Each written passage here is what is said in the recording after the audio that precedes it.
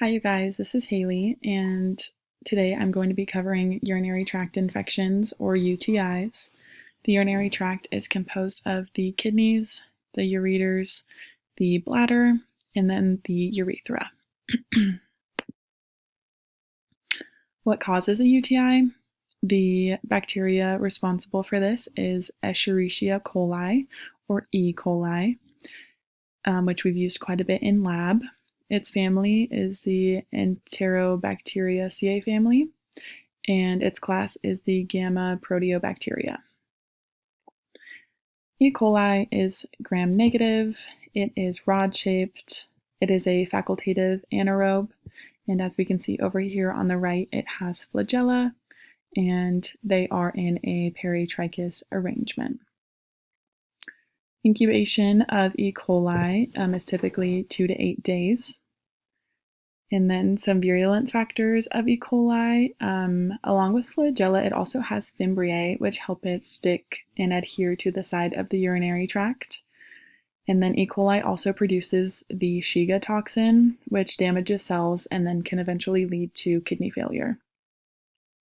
The mode of transmission for E. coli is that it typically enters the urinary tract through the urethra, which is obviously exposed to the outside, and then once inside, it will multiply. The bacteria can be contracted through sexual intercourse, poor hand washing, the insertion of a catheter, pregnancy, diabetes, and multiple sclerosis.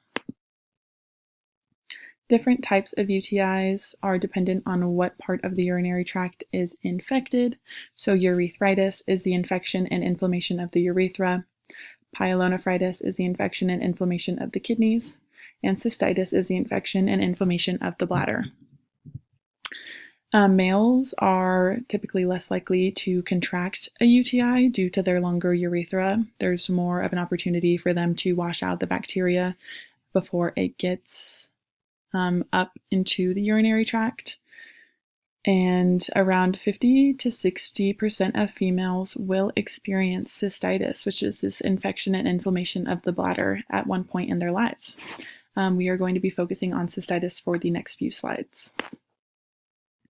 Cystitis, signs and symptoms, very similar to all the other urinary tract infection types, as well is going to be frequent urination, pain or burning when peeing, also known as dysuria, darker pee with or without a poor smell, possibility of blood in the urine, and then if it does end up spreading to the kidneys, it will be accompanied by fever, chills, nausea and or vomiting, and flank pain. Treatment of UTIs and cystitis is going to be antibiotics. We have nitrofurantoin, which targets the citric acid cycle, as well as the synthesis of DNA and RNA in bacteria. And then amoxicillin inhibits the linkage in the bacterial cell walls and proteins that repair those damages. Lasting complications of UTIs are going to be lasting kidney damage. If the woman is pregnant, she might have low birth weight of her baby. In men, there is a possibility of narrowing of the urethra due to scarring. In severe cases, there's a possibility of sepsis. And then I actually know somebody who had psychosis, delirium, and or hallucinations due to an untreated UTI. So, some serious lasting complications. And that is it. Thank you.